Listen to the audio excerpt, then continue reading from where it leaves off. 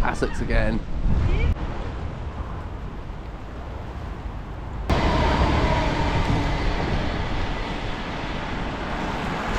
Hello! If I can get my mouth out, hello and welcome to another Tweedy Outdoors video. I'm not looking very tweedy today. I assure you I have a full three-piece tweed suit on, just it's underneath the waterproofs because the weather is delivering a little more than perhaps even industrial strength tweed can handle today. It is rather wet and windy.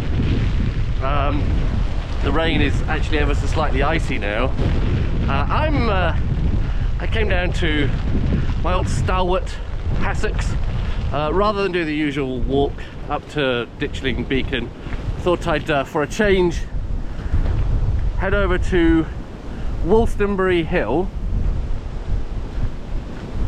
which has a couple of interesting bits of earthwork on top of it, and just out for the day, but I'm hoping to try and find somewhere to set up a tarp and have a nice dry lunch.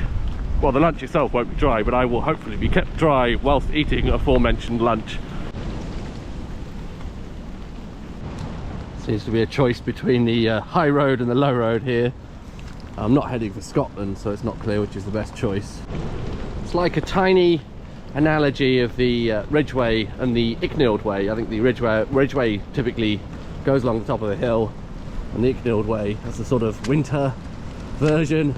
The Icknield Way goes lower down. I'm not sure what the benefit of walking in the valley is in the summer. Perhaps it's shadier, I don't know. There we go, there is a slope of Wolstonbury Hill. It's nice and bleak, doesn't it? Especially with the cattle trough in the foreground there. Of how the rains form these pristine, or almost pristine, chalk streams on the path.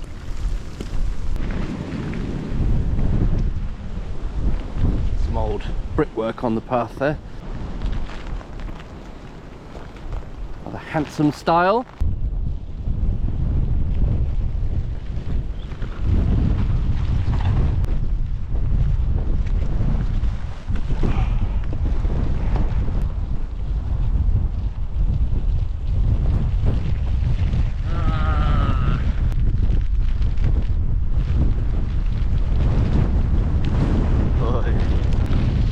Describe the weather now as mildly inclement. The rain's really hard. It's like little pebbles. But you know, despite the grey weather, some kind of view to be had. Quite windy. Well, I don't know if you can hear me, but I'm now in one of the earthworks on top of Wolstonbury Hill. I think there are, is it 3 sets of earthwork altogether? A, B and C. Primarily Bronze Age, but I think some 18th century excavations found some Neolithic material. It was mined for flint in the 18th century, and quite possibly before that. I mean, that would be a sensible reason why there was some kind of earthwork here going possibly back to Neolithic times. So these pits here are a combination of flint mining in the 18th century, but there are also some barrows here, some tumuli, maybe Bronze Age. I'm just going to go. Oh wow! Oh dear! I need to see for that. Right, well, I'm trying to get to the trig point.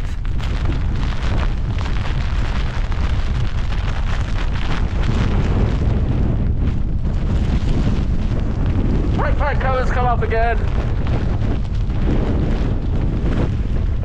There we go. Trig point, near the trig point. I'm going to drop down a bit. I don't know if it's coming across on camera, but it's ever so slightly windy here.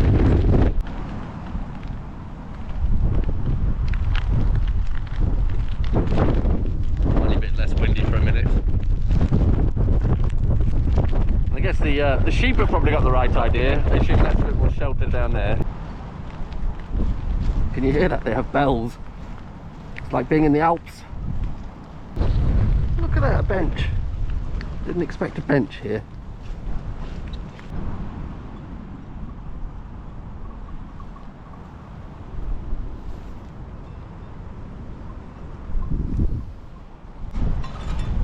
Sit mat's blowing away. Sat up for a moment. Ah.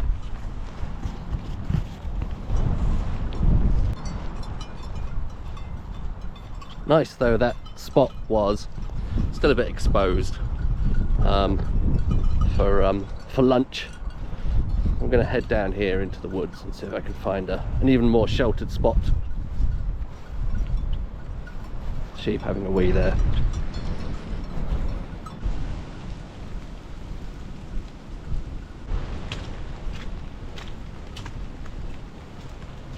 Right, well I found a quiet spot in the woods.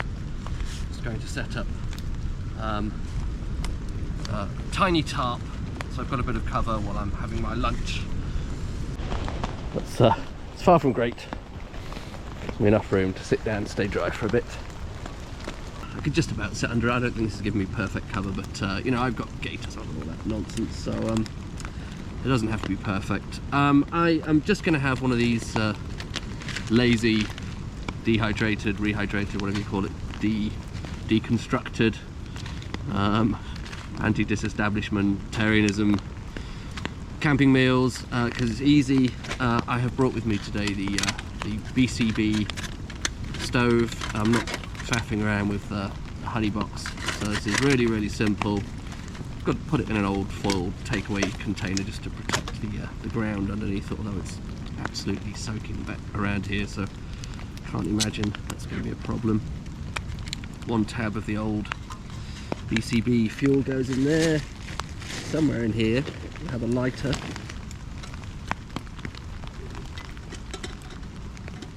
It's great footage, isn't it? You're looking around for things in my bag, so do a lot of that. While that's cooking, the water's boiling, I have with me somewhere a bottle of Gevrey Chambertin. It's a Premier Cru, actually from Louis Boillot, 2017. The vineyard's called Sherboud.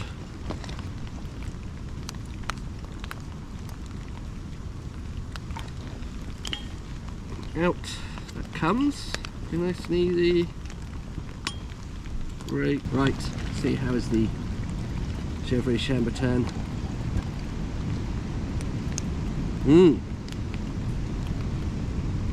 Well, I feel like I always say the same thing. Really nice, fresh cherry nose. Bit of sort of vanilla icing sugar. Quite sort of cakey, like a sort of Black Forest Gâteau.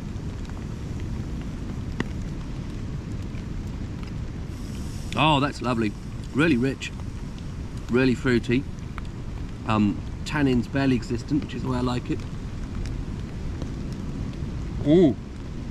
And it's got a sort of kirshy, sort of Black Forest Gâteau thing going on. Wonderful. BCB block has gone out. Water's not quite boiling, but I'll just leave it to rehydrate a bit longer. So plonk you back over here. It says vegetarian korma. Not very promising. I've had something like a chili con carne from this company before, and to be honest, it wasn't great. So don't exactly have high hopes, but maybe the fact that it's cold, wet, and I'm hungry will mean that this is a bit more enjoyable. Can't find the you know, the usual silica tab thing either, but perhaps there isn't one in this.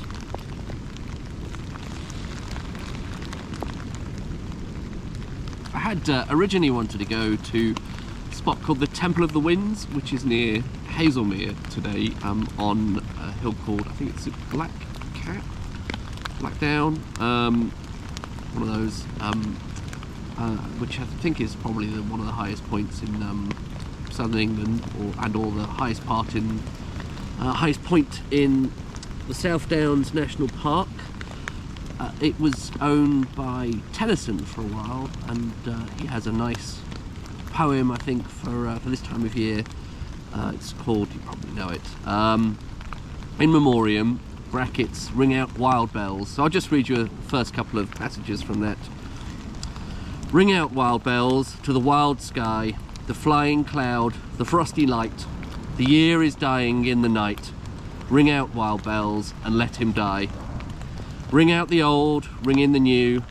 Ring happy bells across the snow. The year is going, let him go. Ring out the false, ring in the true. So, Happy New Year.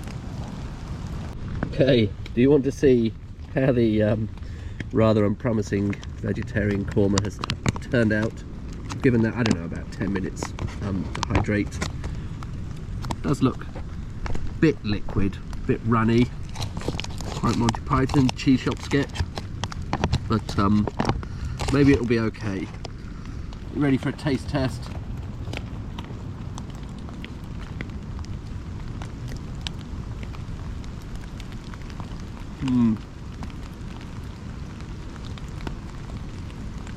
Find a bit on the crunchy side. Might give that another few minutes. Well, I've warmed to this slightly. The oh, losing the spork. The whatever it's called. Extreme Foods vegetarian korma. It's all right. It's got a a nice coconutty sort of flavour to it. It's quite creamy. I don't think I did a brilliant job of rehydrating it, but it's not extremely crunchy now, so it'll be fine. Yeah, that isn't terrible. Have I even said it's New Year's Eve? I don't know. Perhaps I mentioned that. I don't know. Can't remember. Yes, as much as I would like to just spend the remainder of 2022 hidden here in the woods, sitting under this tarp, I do need to be back in London for the evening, so I'm going to have a last few slurps of Gevrey Chambertin. There's plenty left for the train home as well, which is great. And pack up this tarp and then head back to Hassocks. Last glimpse of my rubbish ploughman's lunch point before I pack it away. It's not quite right, is it? I suppose it's to do with the angle of that that bit of paracord that doesn't sort of, I don't know, all the way it's pegged out, but anyway, it kept me dry while I had lunch, and that was lovely. Did at least do a taut line hitch, whatever you call that knot. Hashtag leave no trace. Beautiful beech tree, a bit like the ones at Avebury with those exposed roots. Well, I enjoyed that. I think there is something to be said for a daytime camp. It's like has many of the fun elements of a proper overnight camp, as finding the spot and setting up camp, setting up a tarp, cooking, having some wine, without the inability to actually sleep that often comes with while camping. I'm getting better at it. I've managed 5 hours once at best. Just about to see the South Downs over there. Well, I will bid you adieu now, and goodbye to 2022. There are just hours of it remaining. It's something like 3:30 now, 8.5 hours left. I wonder if I can get this onto YouTube before the year is out. Let's see. That will be a race against time, given it always takes me hours of faffing about to edit these things. But Happy New Year. It will probably be 2023 by the time you see this, I imagine. Thanks very much for watching in 2022. I've had a lot of fun, actually. I hope it's been fun to watch too. It's been some real highlights this year. Finishing the Wessex Ridgeway was great, and some really memorable wild camps, particularly the Avebury ones and the hedge camp, the other hedge camp, and the Hampshire Downs. Enjoyed the food, enjoyed the wine. So thank you very much. Thanks for watching. Thanks for all the nice comments. And I will see you on the next one in 2023. Bye bye.